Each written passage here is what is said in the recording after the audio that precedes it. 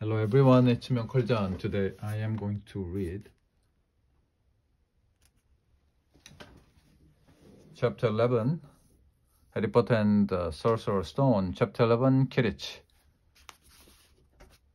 It was as Harry dodged another bludger, which went spinning dangerously past his head, that it happened. His broom gave a sudden, frightening lurch.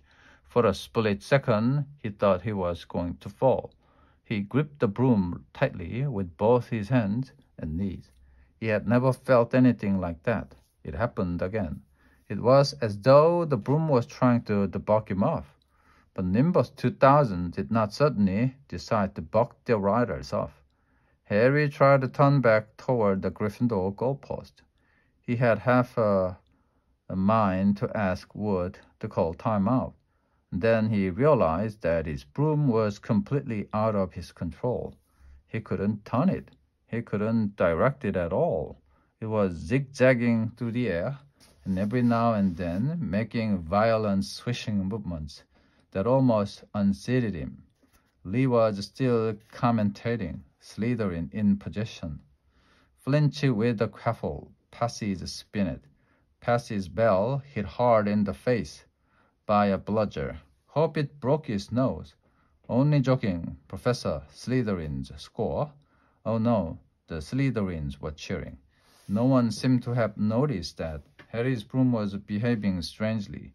It was carrying him slowly higher, away from the game, jerking and twitching as it went. Don't know what Harry thinks he's doing. Hagrid mumbled. He stared through his binoculars. If I didn't know better, I would say he would have lost control of his broom, but he can have. Then the people are pointing up at Harry all over the stand. His broom had started to roll over and over, with him only just managing to hold on. Then the whole crowd gasped. Harry's broom had given a wild jerk and Harry swung off it. He was now dangling from it, holding on with only one hand. Did something happen to it when Flint blocked him? Seamus whispered, "Can I have?" Hagrid said, his voice shaking. Can nothing interfere with the broomstick except powerful dark magic? No kid could do that to a Nimbus 2000. At these words, Hermione seized Hagrid's binocular, but instead of looking up at Harry, she started looking frantically at the crowd. What are you doing? Moaned Ron, grave-faced. I knew it. Snape, look. Ron grabbed the binocular. Snape was in the middle of the stands opposite them. He had his eye fixed on Harry and was muttering non-stop under his breath. He's doing something.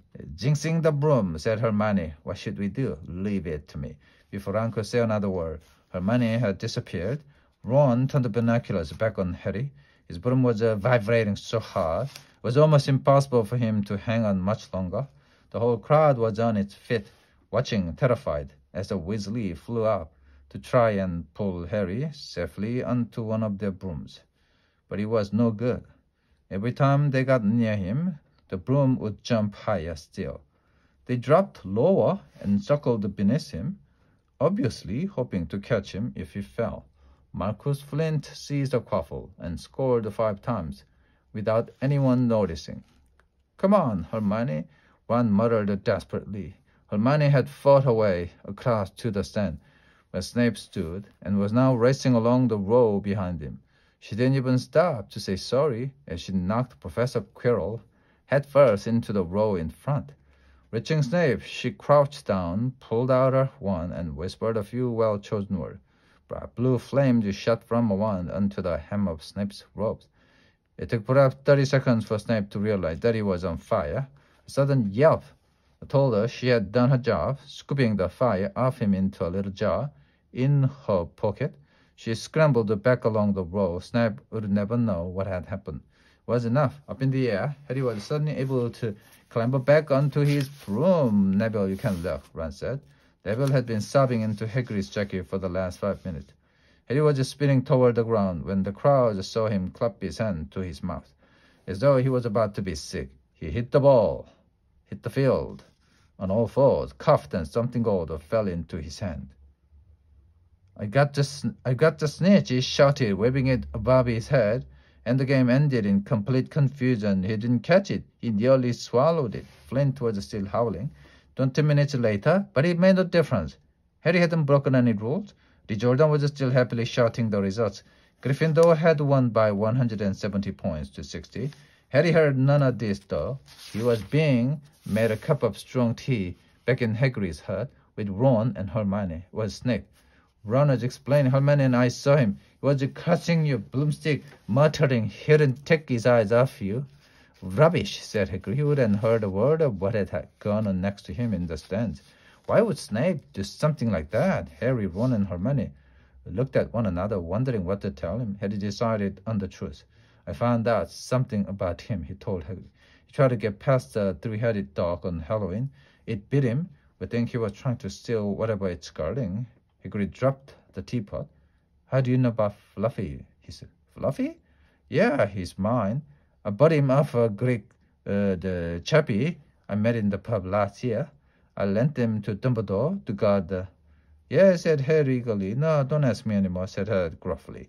That's top secret, that is. But Snape is trying to steal it. Rubbish, said again. Snape's a Hogwarts teacher. He did nothing of the sort, so why did he just try to and kill Harry? The afternoon's events certainly seemed to have changed her mind about Snape. I know jinx when I see one, Hagrid. I've read all about them. You've got to keep eye contact, and Snape wasn't blinking at all. I saw him. I'm telling you, you're wrong, said Hagrid hotly. I don't know why Harry's broom acted like that, but Snape wouldn't try and kill us, didn't. Now listen to me, all three of you. You're meddling in things that don't concern you. It's dangerous. You forget that dog, and you forget what's guarding. That's between Professor Dumbledore and Nicholas. Aha! So there's something called Nicholas Flamel involved, is there? Hagrid looked furious with himself. The end.